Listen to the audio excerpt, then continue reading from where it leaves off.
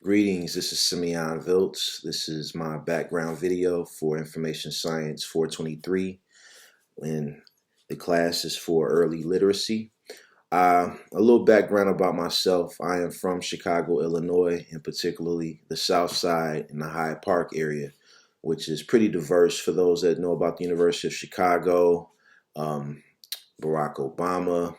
Um, There's one of the oldest Jewish synagogues in the Midwest, from my understanding, Camp Israel.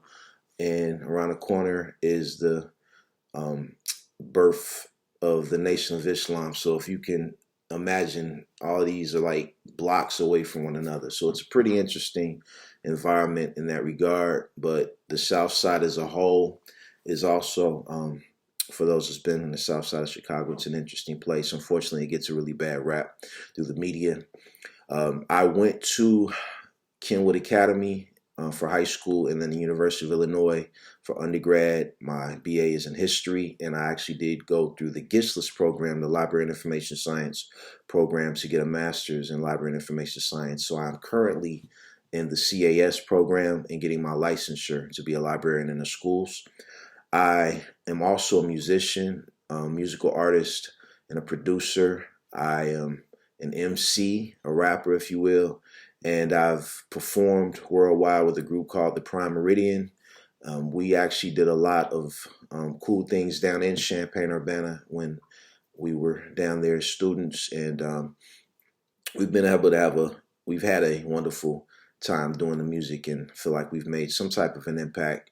Speaking of impact, I was fortunate enough to work in organizations in Chicago, notably Street Level Youth Media and U Media Chicago, where the latter was a hub of artists like Chance the Rapper, Vic Mensa, a lot of people coming into the Harold Washington Library to utilize the Teen Center, in which we had a recording studio, video production lab, makerspace, gaming, just you name it. And that actually helped increase the teen volume a lot at the library. So that was kind of my serendipity, working on my behalf at that time, my musical passions along with my library and information science background at that point.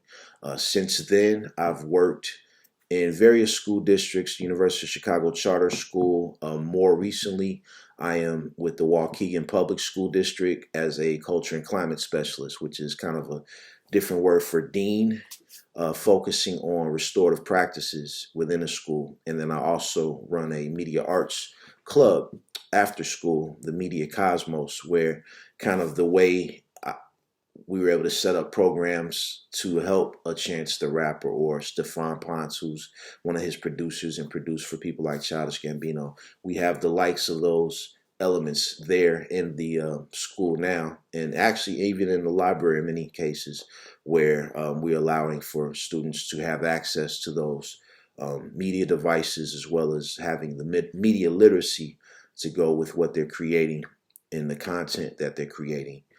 And in addition to that, hobbies aside from the music, I like Tai Chi and meditation and mindfulness, bike riding when I get a chance.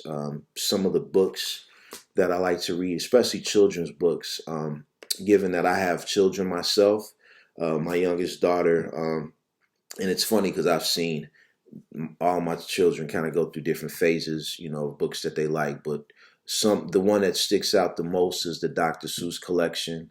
I really have enjoyed being a wordsmith and a lyricist.